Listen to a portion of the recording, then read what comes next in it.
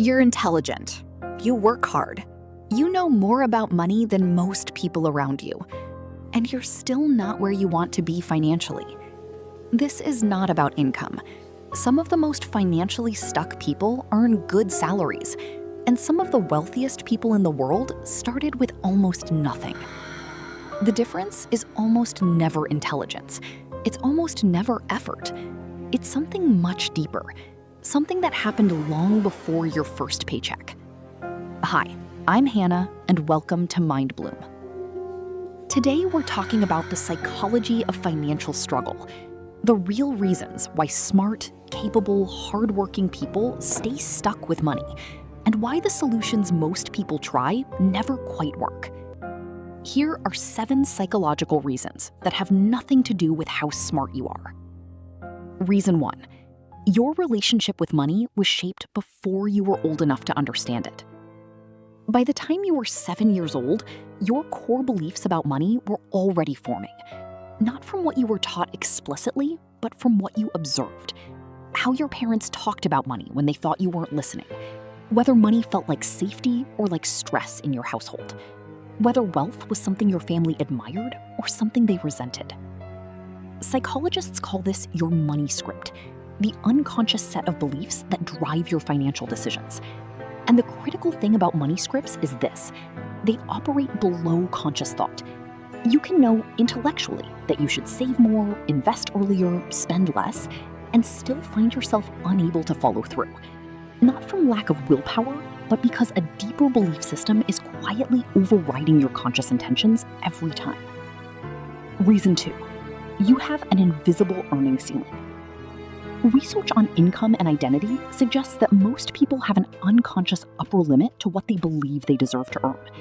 And when their income begins to approach or exceed that limit, they find ways, often unconscious, to bring it back down. Unexpected expenses appear. Relationships become strained in ways that cost money. Projects that could generate more income get sabotaged or abandoned at the final stage.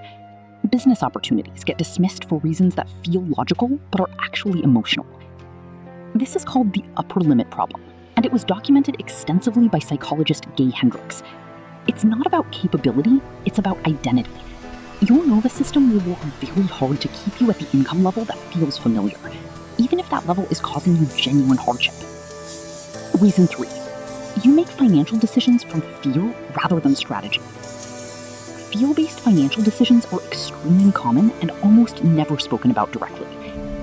Holding on to a job you hate because... Reason 4. You spend money to manage emotions, not to acquire things. This is one of the most uncomfortable truths in behavioral economics. Most discretionary spending is not about the thing being purchased. It's about the emotional state the purchase is meant to create or escape. The shopping that happens when you're bored. The restaurant meal that happens when you're stressed. The online cart that fills up when you're lonely or sad or anxious. The impulse purchase that gives you a brief hit of something. Control, pleasure, reward, before the familiar flatness returns. Neuroscience tells us that spending money activates the same dopamine reward pathways as other pleasurable experiences. The brain learns that spending equals relief. And once that association is formed, it becomes a powerful and largely automatic response to emotional discomfort. Here's the important thing to understand. This is not weakness. It is not a character flaw. It is a coping mechanism, one that your brain developed because it worked, at least in the short term. The problem is that it works in exactly the opposite direction of financial stability. Every emotional spend is a transaction where you exchange future security for present relief. And the solution is not to simply stop spending. It's to build alternative pathways to the same emotional relief, which requires first identifying which emotions are driving the spending, and then finding other ways to meet those emotional needs that don't cost money. Reason 5. Your identity is working against your wealth. Identity is one of the most powerful and least discussed forces in personal finance. Many people carry an unconscious belief that wealth is for other people, people who were born into it, people who were lucky, people who are fundamentally different from them in some way they can't quite name. This belief often has roots in early experience. a family culture that viewed wealthy people with suspicion. Reason 6. You confuse being busy with building wealth. This is one of the most common patterns in financially stuck high achievers. They are extraordinarily busy. They are working long hours, they are productive, efficient, respected in their field, and they are not building wealth. Because busyness and wealth building are not the same activity and can actively work against each other. Building wealth requires a different kind of attention than being busy requires. It requires stepping back from the immediate demands of the day to think about systems, structures, and long-term allocation. It requires saying no to things that generate income today in order to invest in things that generate wealth over time. And it requires tolerating the discomfort of doing less, being less visibly productive, in service of a longer horizon. For many high-achieving people, the busyness itself is also a form of avoidance. As long as you were busy, you don't have to confront the question of whether the direction you're busy in is actually moving you toward the financial life you want. Slowing down enough to see clearly is uncomfortable. Staying busy is, in a strange way, easier. Reason 7. You're optimizing for approval rather than outcomes. Financial decisions are profoundly social, and many of the most common financial mistakes, overspending on appearances, taking on debt to maintain a lifestyle, underselling your time because you're afraid to seem greedy, are driven not by financial logic, but by the desire to be seen in a particular way.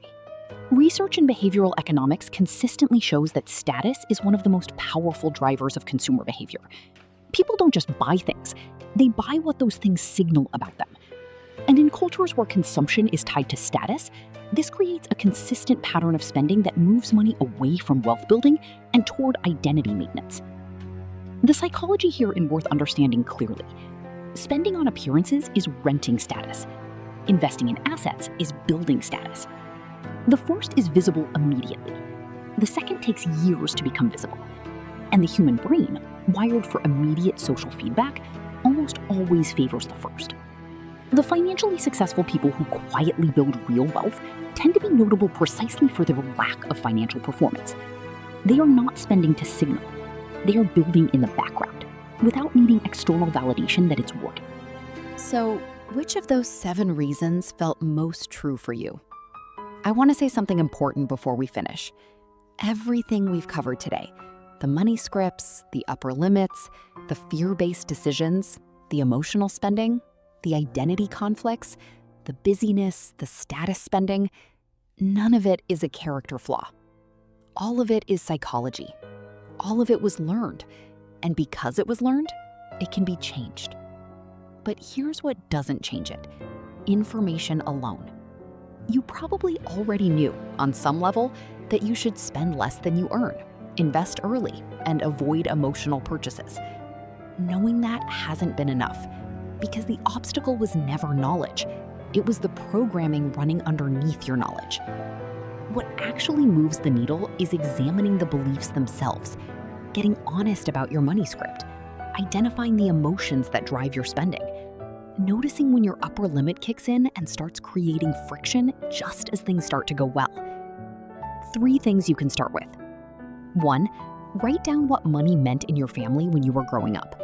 Not what you were told explicitly, what you absorbed, what it felt like. This is the beginning of making your money script visible. 2, for 1 month, write down the emotional state you're in every time you make a non-essential purchase. Not to judge it, to understand the pattern. You cannot change what you cannot see. 3, if any of this resonated deeply, I strongly recommend Morgan Housel's book, The Psychology of Money. It's one of the most important books written about how humans actually relate to wealth, not how we're supposed to. I've linked it in the description below. Your intelligence is not the problem. Your effort is not the problem. The programs running quietly in the background, the ones formed before you had any choice in the matter, those are where the work is. And the fact that you're here asking these questions already puts you ahead of most people who will spend their entire lives blaming circumstances for patterns that are actually psychological. That is the beginning of something different. I'm Hana. See you in the next one. Take care.